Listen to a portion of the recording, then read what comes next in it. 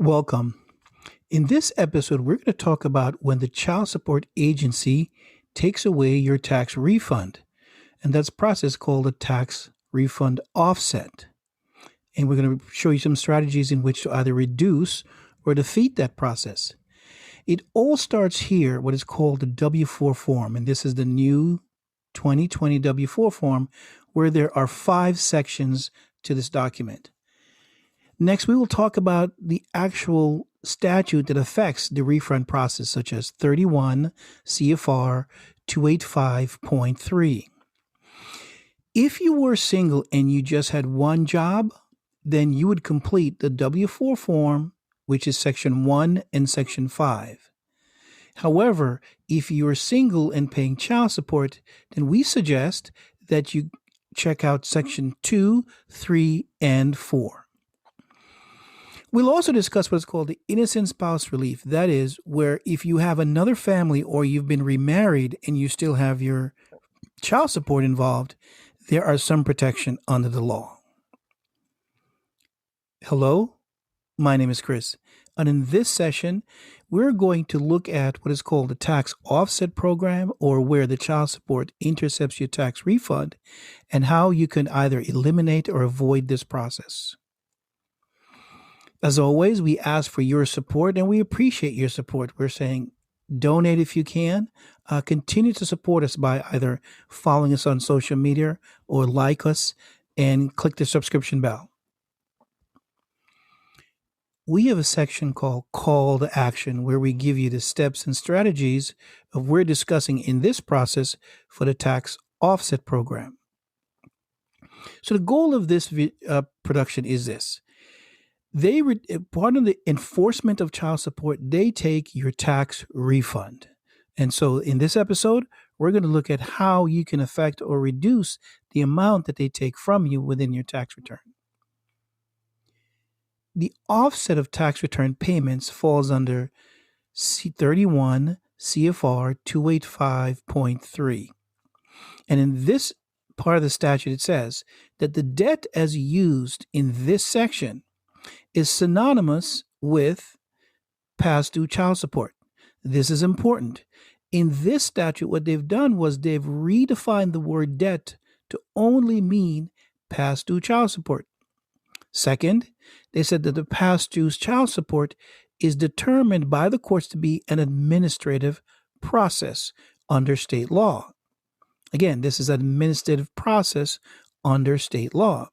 Next, if you are going to be subject to this offset, then you must be notified in a written notification, and that is 42 USC 664.A3. Now, notice on the administrative offset, it's the meaning as the word that you owe a debt to either the United States or the state or your home state itself. Well, let's talk about that for a second.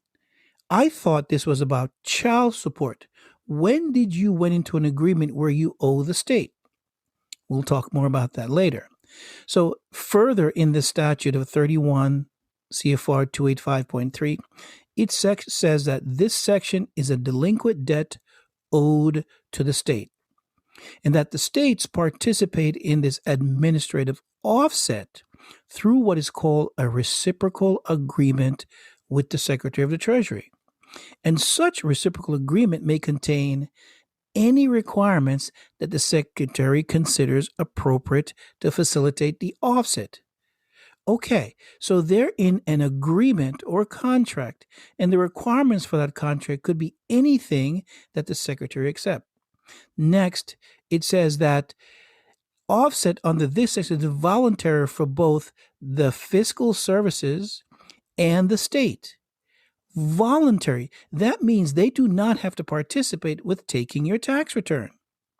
By the way, the Fiscal Services Division Bureau is an agency of the Department of Treasury. That is a separate municipal, quote unquote, corporation of the Department of Treasury. So let's look at this strategy, which is called, your W-4 form.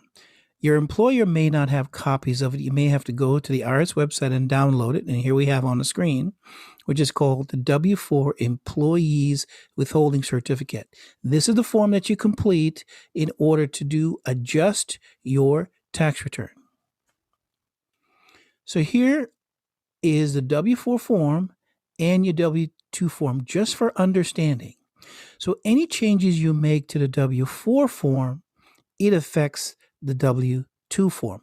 That is, if you'd like more money taken out of your paycheck so that you get a higher tax return, or vice versa, the less money that you put into your W-4, that affects that you get a smaller return. And so this is what we're discussing in this strategy, is we're going to affect the numbers that are on your W-2 form. As always, please consult your tax preparer or CPA for more details. This is an illustration and an exercise that we are showing you here today. So let's look at the W-4 form. As we said, the new W-4 form, you would only fill out Section 1 and Section 5 if you're single and you're not paying child support. If you're paying child support, then you have to look at the other boxes, and this is Section 2. Here is where you make adjustments that will affect whether you get a higher tax return, or a lower tax return. And this involves a second job, or if you have a new family or a new spouse, this affects your joint return. So again, this is another one of the areas which is called box area number 2. Next, in box area number 4, which is called the deduction worksheet. And here is where you have your standard deductions, all the deductions you have, whether you're single. Now, as you know, which is unfortunate, when you are on child support, you no longer have the benefit of having a dependent. You're basically single. But here's in the Section 4 is where you can make adjustments. Again, consult with your tax advisor, but this is an area in which you can point out to make the changes to lower your tax refund. So here's another chart. If you wanted to do this on your own, in the back of the W-4, there's a chart layout based on your income. So from across the left side is the amount you make annually, and across the top is where it says wages, salaries, and deductions, and what your tax responsibilities are. Again, if you don't understand this chart, please consult a CPA tax advisor. Now, all of this that will affect your W-4 will also affect what is called the administrative wage garnishments. That's 45 CFR 0.32.